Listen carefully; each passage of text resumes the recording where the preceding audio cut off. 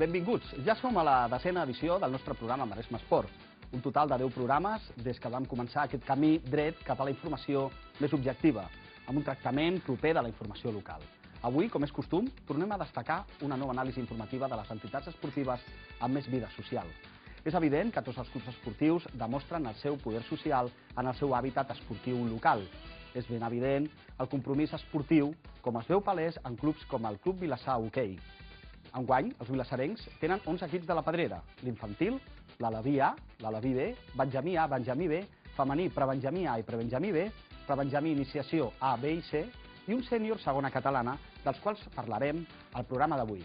Si voleu més informació de l'esport més local, val a dir que ara també ens podreu veure diàriament a les 9 del vespre, després de l'informatiu maresme.info, per tal de donar-vos tota aquella informació nova i aquella que us heu perdut en darreres edicions. Comencem!